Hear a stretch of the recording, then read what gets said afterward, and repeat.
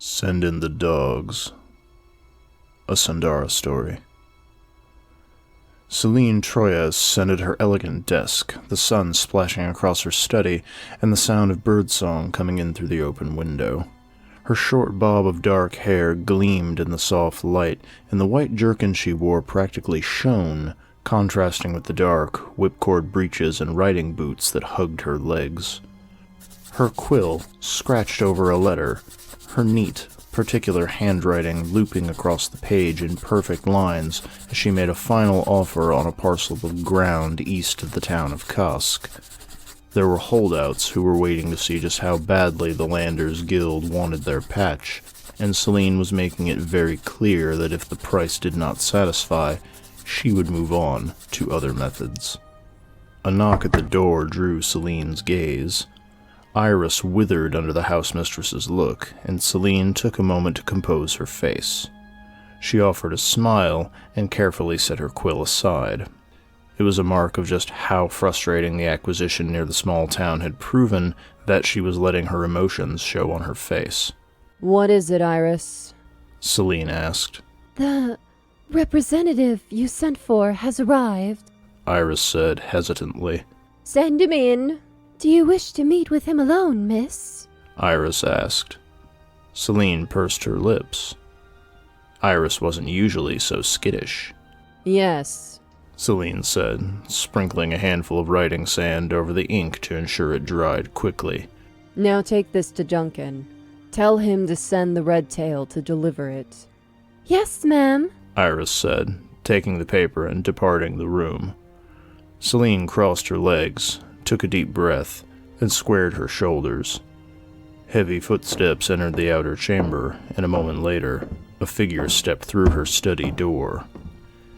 He was rangy and rugged, dressed in an oilskin duster with a ragged rain cape that bore the scars of fire and blade alike. Crossed weapon belts hung from his hips, a brace of daggers on one side, and sloshing, alchemical concoctions on the other.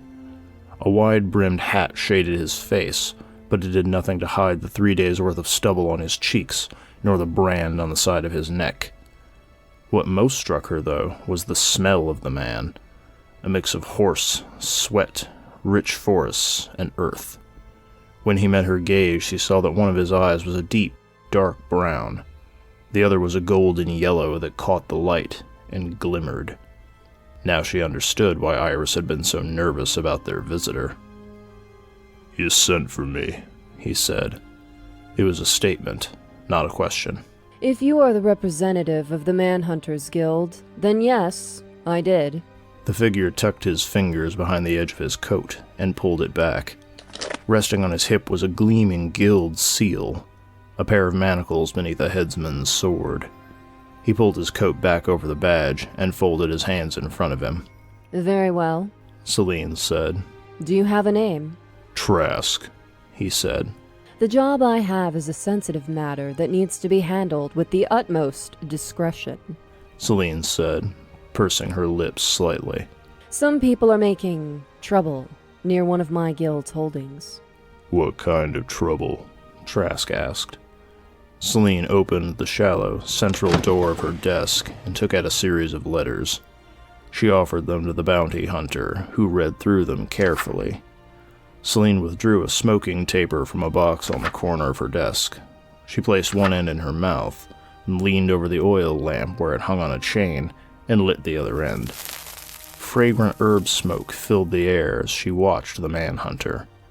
After several silent moments, he unceremoniously dropped the letters on her desk. "Guild will expect double the normal fee for this," he said. "Oh?" Celine said, her voice as cool as winter dew. "And why is that?" "You want us to hunt down a runaway, maybe deal with bandits, that's one thing," Trask said. He tapped the letters with his index finger. "That ain't what this is, and we both know it." "And what is this, exactly?" Celine asked. "Landers Guild doesn't appoint people who spook easy," Trask said. "And they don't send their governors out without competent guards.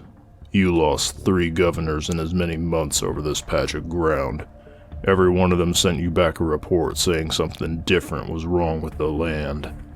Every one of them resigned. The ink is crooked and smeared, which tells me their hands were shaking. There's drops of blood staining the bottom of the third letter. The manhunter folded his arms over his thick chest and focused his mismatched eyes on Celine. There was something unnerving in that gaze.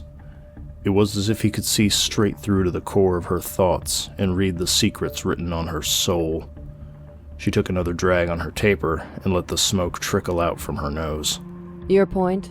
Celine asked. Trask stepped closer and planted his scarred knuckles on her desk, lowering his face until he was eye level with her. Somebody walked right under your people's noses and scared your lackeys so bad they didn't believe you could protect them, Trask said. And whoever they are, they did it 3 times. You want us chasing the ghosts in the dark. That's the price. Celine leaned back in her chair, her eyes narrowing. She blew out one more breath of smoke as she reevaluated the hunting hound of a man across the desk from her. Then she stubbed out the remnants of her taper in a shallow glass tray. Double the fee, then, she said. Triple if you resolve this in the next fortnight. The manhunter gave her a wolfish grin, and without a word, turned and left her study. After a moment, Celine realized that for all the noise he'd made coming in, there hadn't been so much as a whisper when he departed.